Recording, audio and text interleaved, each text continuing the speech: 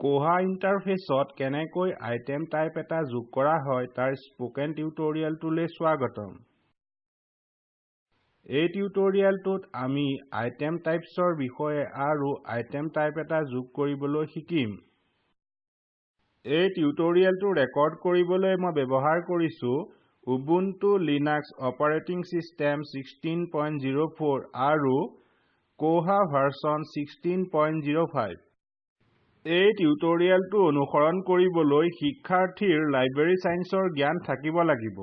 এই টিউটৰিয়েলটো অভ্যাস কৰিবলৈ আপোনাৰ সিস্টেমত কোহা ইনষ্টল থাকিব লাগিব আৰু আপোনাৰ কোহাত এডমিন এক্সেছ থাকিব লাগিব। যদি নাই অনুগ্ৰহ কৰি এই ৱেবছাইটত কোহা স্পোকেন টিউটৰিয়েল সিৰিজ চাওক।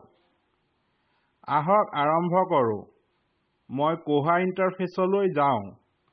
মনত ৰাখিব আমি এটা সুপাৰ লাইব্ৰেৰিয়ান বেলা বনাইছিলো।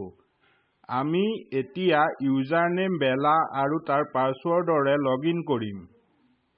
এতিয়া আমি কোহা ইণ্টাৰফেচৰ ভিতৰত সুপাৰ লাইব্ৰেৰিয়ান বেলাত আছো। আগবঢ়াৰ আগতে আহক প্ৰথমে বুজো আইটেম টাইপছ কি হয়। আইটেম টাইপছে সাধাৰণতে লাইব্ৰেৰীত থকা উপাদানক বুজায়, যেনে books, Journals, CDs or DVDs ইত্যাদি।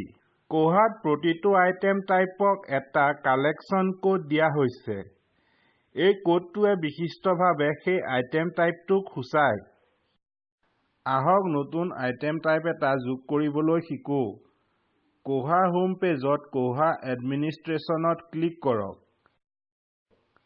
বেছিক পেৰামিটাৰ্ছ ছেকশ্যনলৈ যাওক আৰু আইটেম টাইপছত ক্লিক কৰক। আইটেম টাইপছ এডমিনিষ্ট্ৰেশ্যন পৃষ্ঠাটোৰ ওপৰত নিউ আইটেম টাইপ বুটামত ক্লিক কৰক। আইটেম টাইপ ফিল্ডত আপুনি যোগ কৰিব বিচৰা নতুন আইটেম টাইপৰ কোডটো দিয়ক। মই REF লিখিম। ডেছক্ৰিপশ্যন ফিল্ড আইটেম টাইপৰ বৰ্ণনা হয়। গতিকে ইয়াত মই ৰেফাৰেন্স লিখিম। মই সাৰ্চ কেটেগৰী ফিল্ডক বাদ দিম। পাছৰটো হৈছে choose N icon.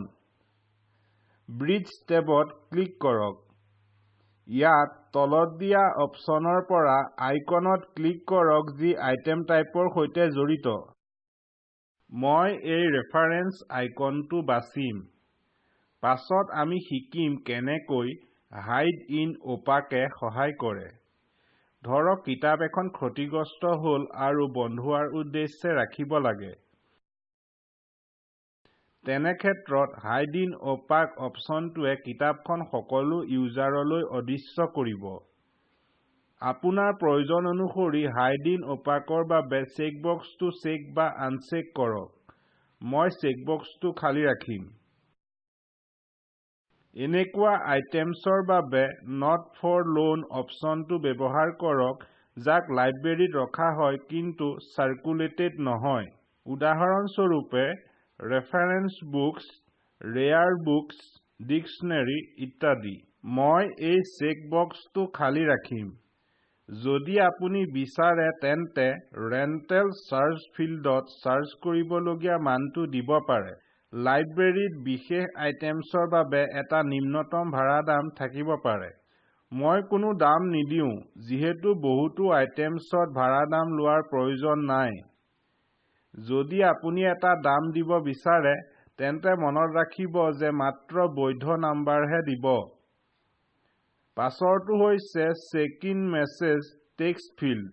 Check in মেছেজে বিশেষ আইটেমৰ প্ৰকাৰৰ ওপৰত নিৰ্ভৰ কৰে। অপশ্যনসমূহ হ'ব পাৰে book, serial, CDs or DVDs, bound volume, microfilm ইত্যাদি। চেক ইন মেছেজ ফিল্ডত মই লিখিম বাউণ্ড ভলিউম।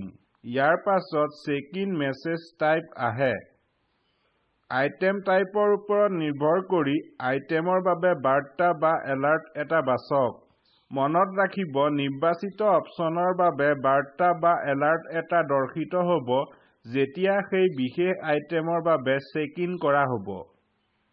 মই মেছেজ বাছিম। পাছৰটো হৈছে শ্বিপ মিডিয়া টাইপ।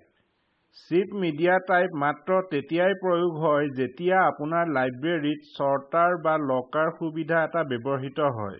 গতিকে ইয়াত মই শিপ মিডিয়া টাইপক বাদ দিম। সামেৰি ফিল্ডত যদি আপুনি বিচাৰে উক্ত আইটেমৰ এটা মূলভাৱ লিখক। মই লিখিম item type reference facilitate self check out or return. শেষত সেভ চেঞ্জেছ বুটামত ক্লিক কৰক। এটা নতুন পৃষ্ঠা আইটেম টাইপছ এডমিনিষ্ট্ৰেশ্যন খুলিছে। নতুন আইটেম টাইপৰ বাবে ভৰোৱা সকলো সবিশেষ আইটেম টাইপছ এডমিনিষ্ট্ৰেশ্যন পৃষ্ঠাটোত তালিকাবদ্ধ ফৰ্মত দৰ্শিত হয়। মন কৰিবলগীয়া কিছু দৰকাৰী কথা হৈছে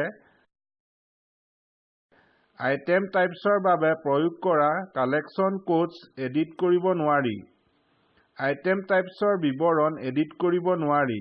এবাৰ লাইব্ৰেৰীত আইটেমছৰ দ্বাৰা আইটেম টাইপ ব্যৱহাৰ কৰিলে ইয়াক আঁতৰাব নোৱাৰি।